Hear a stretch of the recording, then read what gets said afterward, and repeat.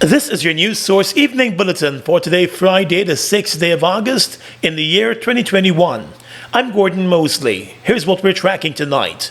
A group of concerned Guyanese who are against forced and mandatory vaccinations picketed outside the Ministry of Health today, across the Coffee Square, even as persons were lined up inside the ministry to get vaccinated.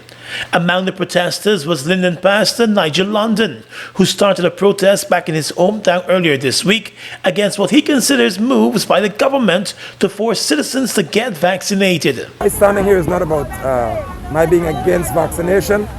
It's my being against persons being forced. In this case, it's now over. Persons are being openly forced. I showed up here today and I saw workers from the Ministry of Health being locked out of the gate. I'm being told that they have to provide this test that the Minister of Health said costs $20,000 on average, or else they'll even be terminated from employment. So my standing here is about giving people the right to choose based on the World Health Organization's advice. While the government continues to proclaim that vaccination against COVID-19 is voluntary and not mandatory, some of the new measures that it is putting in place appear to be forcing persons to get vaccinated if they want to access government services. Pastor London said more energy needs to be on educating people about the vaccines rather than forcing them to accept them. That if you're going to mandate vaccination, then you must, more than anything else, push education. Thereafter, give assurance to the people that the vaccines are being issued to you mandatorily because there's a very high mortality rate, which is not the case with COVID-19. Additionally, they said that if there's any adverse reaction, they advise nations who will mandate vaccination to assure the citizens that you will be compensated and you'll be completely catered to by the government to issue the vaccine to you. This is not happening in this case.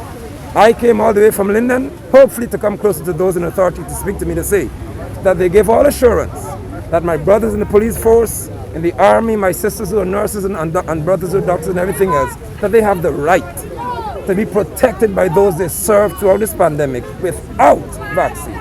While many of the protests against some of the government actions have taken place on social media, not many persons have joined the protests. London said it is clear that persons are afraid of being victimized by the government, even when they should be standing up for their rights. I am surprised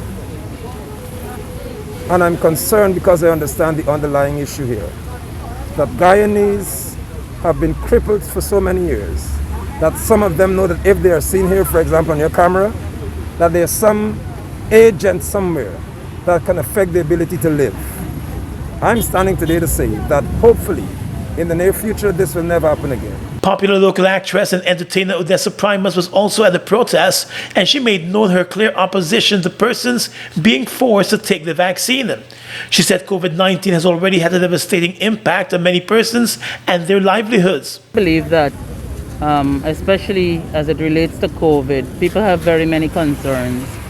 And rather than coming out and say that people are stupid or their notions are stupid or their religious beliefs are stupid, I think it is important for us to have an opportunity to engage these people and to see how best you can, educate them, inform them, and also be accepting of the fact that at the end of it all, it is a decision that they have to make. The difference is that you'd be making that decision from an informed position. So you have to know what is best for you. She said COVID-19 has already had a devastating impact on many persons and their livelihoods. And rather than putting systems in place to force persons to take the vaccine, the government should spend time answering questions about the vaccines and getting people to understand how they work. It is not about vaccination or non-vaccination. It is about the approach taken to ensure that people are vaccinated. What do you want to see them do essentially? What would I want to see them do essentially? The change. How would you change the approach? First of all, just like you have these little hubs set up where people could go and get tested, you should have hubs set up where people could go and get information. And not all of us can read and comprehend.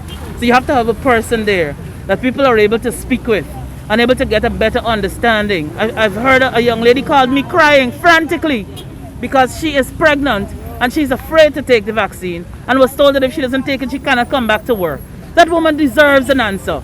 She deserves to understand if she's pregnant, what happens. Don't tell me but some doctor on Channel 11. No. The entertainer said she's very concerned that government agencies and departments are now locking out the unvaccinated.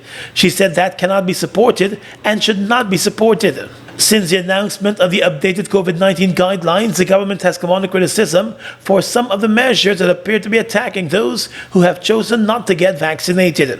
The movement against forced vaccinations intends to continue the protest until the government changes its posture on the issue. More news coming up in just a moment.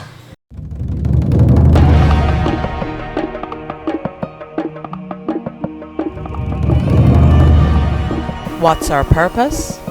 Together we rise. For our community, our customer, and our country. Our promises: strengthen our community, reliably connect our customers, innovate for all in our country.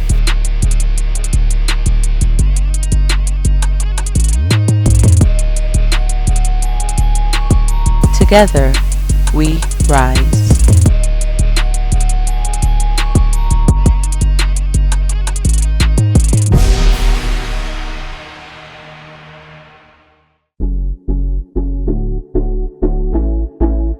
Get back to your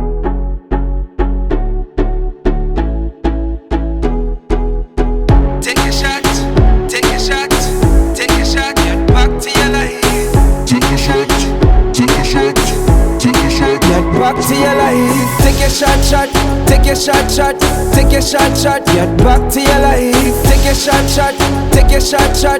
your shot, get back to your life. A message from Republic Bank.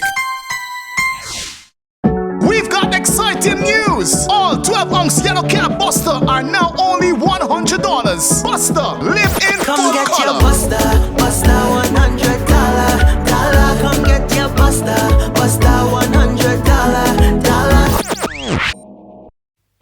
I'm in a rush. Digital got me in a rush. Driving style for the summer. Digital summer rush. Nobody's doing it big like Digicel this summer. Top up with $1,000 or more and collect the letters to spell the word RUSH for a chance to win one of 3 brand new Toyota Rush SUVs. Yes, you heard it right.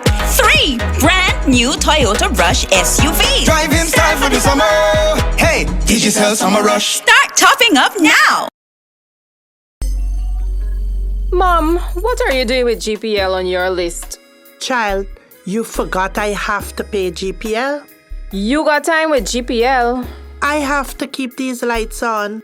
The customers who think in that manner and refuse to honor their obligation to GPL are obviously not playing their part in ensuring quality service delivery. So, I will continue to pay my GPL bill on time, every time.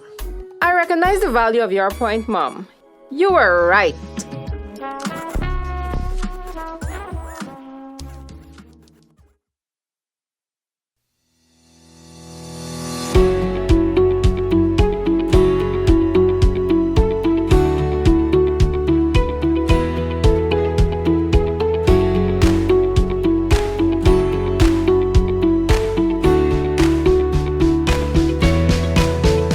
Let GBTI make your dreams of owning a home a reality. Buy or build your home with us. Let us help you to completely outfit your home and make it move-in ready. Need to purchase land? We finance that too. Benefit from our 10% down payment and interest rates as low as 4.25%. Calculated on the reducing balance with up to 30 years to repay. Switch your mortgage to us and learn about benefiting from the equity in your home. Invest wisely. Apply online or call your branch to schedule an appointment. GBTI, we see Guyana through your eyes. Let's tell you now that the Guyana Revenue Authority is the latest government agency to announce a decision for all visitors to show proof of vaccination against COVID-19 to gain access to its offices. Only a hard copy of the actual vaccination card will be accepted, the GRA said. Those persons who are unvaccinated will have to make an appointment ahead of any visit to a GRA office. The GRA said the measures will take effect from Monday and will be in keeping with the government's recently announced policy, which mandates that visitors to government offices be vaccinated or make appointments. The Revenue Collection Agency said the measure will be implemented at all of its branches across the country. The Guyana Revenue Authority, which covers revenue collection and customs, is one of the busiest government agencies, with branches across the country. Several government ministries and agencies have been releasing their vaccine-proof requirement as the government seeks to get more persons vaccinated and stem the spread of COVID-19. The Guyana Public Service Union today blasted the government over the new COVID-19 guidelines, describing them as discriminatory against persons who do not wish to get vaccinated against the virus. In a statement, the GPSU said the approach is encroaching on the rights of citizens and amounts to an abuse of power by the government. Under the recently updated COVID-19 guidelines, persons visiting government offices must prove that they have been vaccinated against COVID-19. Those who are unvaccinated are being asked to make an appointment for any visits. Additionally, several government departments and agencies are now requiring staff members to get vaccinated or be forced to produce a weekly COVID-19 negative test result at their own cost. The GPSU believes the government is abusing its power with some of the recommendations, and it believes more sensible protocols should be put in place to stem the spread of the virus. The union believes public servants should be returned to a rotation work system while a stricter curfew is introduced. The union is also recommending more enforcement of the physical distancing and sanitizing protocols. The GPSU said it believes that vaccination alone cannot stop the spread of the virus, but more protocols should be followed. The union is of the view that while everyone should be encouraged to vaccinate, persons should only do so voluntarily and in keeping with the approved World Health Organization vaccination standards. The union also said the Labour Minister and the Health Minister should both be reminded of their statements about the vaccine not being mandatory. Well, the Ministry of Education has reported that 95% of the 14,400 students who were registered for this year's National Grade 6 Assessment exams turned up for the exams on Wednesday and Thursday. The Education Ministry now intends to reach out to the more than 700 children who missed the exams to ensure they are reintegrated and placed in the school system. Students have been away from in-class learning for more than a year, and that might have contributed to the number of students who were absent from the two-day exams. In a statement, the Education Ministry said 33 of the 503 examination centers were new and were established across the 11 education districts to facilitate candidates writing the exams. In addition to the examination centers, the Ministry of Education also established emergency centers that can accommodate those candidates who were tested positive for COVID-19. The ministry said the exams were completed without incident. The Education Minister Priya Manik-Chan said she hopes that this is the last time that students will be writing exams after a full year out of school. You'll see a very different looking classroom. When you left class, you were all sitting close by, sitting two on a bench, cheering each other. When you go to school today, it's going to look very different. You're going to see desks and chairs far apart. You're going to be, your hand is going to be sprayed at the school gate, or you're going to have to wash your hands. You'll have to keep your masks on. All of that is normal in this time, so don't let it affect you. Go in there, put your head down, say your prayers if you believe in God, and begin to recollect and recall what you know. Don't let the external things get to you. This is what we have to do in this time. So just know when you go in, the school is going to look a little differently from what you're accustomed to when you left. Schools across the country have been closed since last year because of the COVID-19 pandemic. The Education Ministry is hoping for in-person learning to return in September. But the minister has indicated that any reopening plan will be guided by the Ministry of Health. A leader of the People's National Congress Reform, David Granger, and senior party members gathered today at the burial site of the party's founding leader, Lyndon Forbes Sampson Burnham, as they mark the 36th anniversary of his death. In a statement to those gathered, the current PNC leader, David Granger, remembered the late leader as one who stood for party unity and was against factions. Mr. Granger's reference to factionalism comes at a time when the party is gearing up for its Congress and internal elections. There are multiple calls by party members for Granger to be voted out as the party leader. A number of senior party members have already indicated their readiness to serve in the leadership of the party. Granger has been accused by many in the executive of operating a one-man show and ignoring instructions of the Central Executive Committee. At Burnham's memorial today, he also remembered the late founding leader as one who pushed education and was against external forces. Mr. Granger said the People's National Congress has recommitted itself to preserving, protecting, and promoting Burnham's timeless life's labors. On the police blotter, one day after the bodies of mining camp manager Suresh Bachchan and security officer Stephen Niles were found at the Blackwater mining camp in Region 7, a post-mortem examination today revealed that both men died as a result of blunt trauma to their heads. A government pathologist, Dr. Nihal Singh, completed the post-mortem examinations.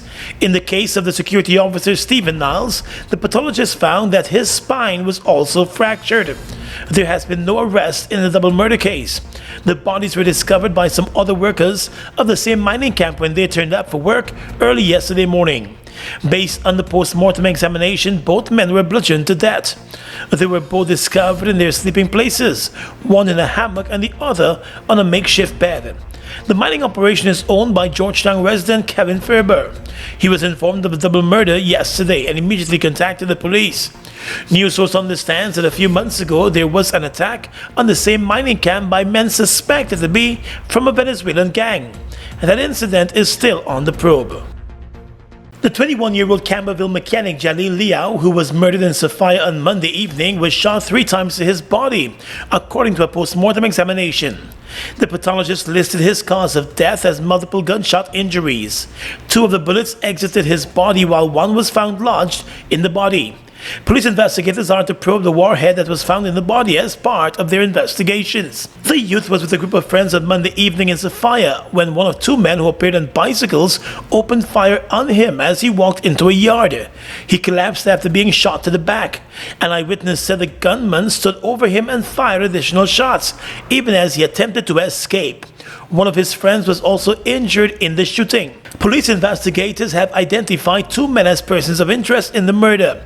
One of them is said to be a relative of a young man who is currently behind bars awaiting trial for murder. The mechanic who was shot dead and his friend who was injured were both listed as witnesses for that murder case that is currently before the courts. There has been no arrest in the murder of mechanic Jalil Liao. It's one of your biggest goals, getting your own home, where memories are made, where happiness lives. You may feel that home ownership or renovation is beyond your reach, but we at Republic want you to know that there's always a way. Ask us about our suite of mortgages. Let's help make your housing wishes come true. Or advise on how the equity in your existing home can finance other dreams and goals. Call or go online to learn more. We've got exciting news! All 12-ounce yellow cab Buster are now only $100. Buster, live in Come full get color. your Buster, Buster $100. Come get your Buster, Buster $100. We are legions of men standing strong, but never too proud to stoop and help someone. We must send a clear signal to all. Do right. Walk in upright ways, knowing that's what being a man is all about. And ever aware that things will only get worse when good men do nothing. Stand strong. Be the one to live right.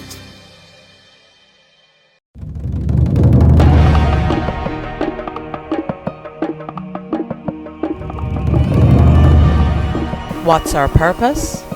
Together we rise. For our community, our customer, and our country. Our promises: strengthen our community, reliably connect our customers, innovate for all in our country.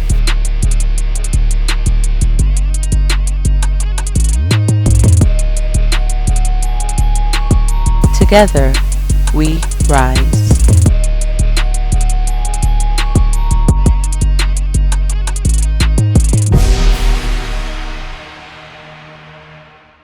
Fuel it up and drive, super 95. Tune up, fuel it up and drive, super 95. Tune up, protect your fuel system, boy. High mileage and performance, boy. Guy Super 95 gasoline gives you more reasons to drive and is available at 56 service stations nationwide. For affordable price, high performance, and high mileage, choose Guy Super 95 gasoline. Fuel it up and drive.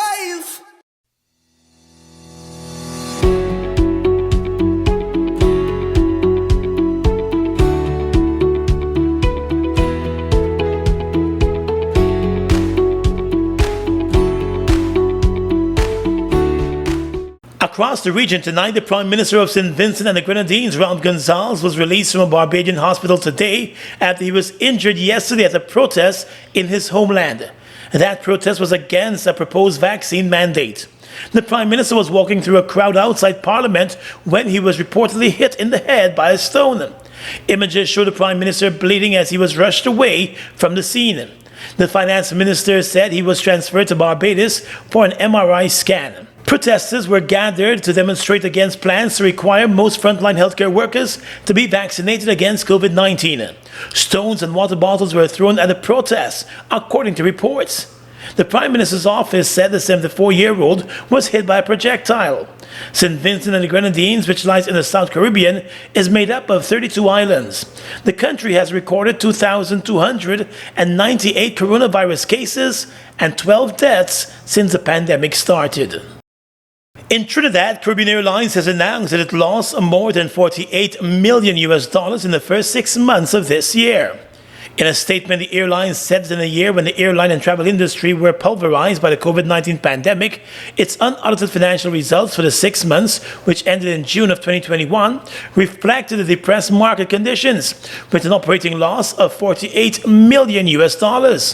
The airline said its performance was consistent with the same period for 2020, when it reported an operating loss of $48.7 million. To cushion the impact of the dramatic decrease in passenger traffic and consequent revenue collapse, the airline has offered cargo charters using its passenger planes and has operated repatriation and other flights on requests from regional governments. The airline said it also took the proactive decision to adjust its planned strategy in response to managing the impact of the pandemic. Caribbean Airlines said that globally, 2020 was confirmed as the worst year in the history of aviation, recording the largest ever decline in air passenger numbers, with a stagnated outlook projected for this year. And finally tonight, international news. Greece carried out mass evacuations overnight in the northern suburbs of Athens and in the nearby island of Evia as wind whipped up huge wildfires. Thousands left their homes near the Greek capital, which is cloaked in acrid smoke, and 600 fled Evia by boat. The BBC reports that earlier today a man was killed by a falling electricity pole. Firefighters from France, Switzerland, Sweden, Cyprus and Romania have been deployed to assist Greece. Gale force winds are forecast to fan the many flames. Residents of Marathon, northeast of Athens, were told to head to the coast as wildfires spread along several fronts. Dozens of homes were destroyed and damaged, and several dozen persons are in hospital from injuries. And that's your News Source Evening Bulletin for tonight and this week. I'm Gordon Mosley, reporting and encouraging you to stay safe.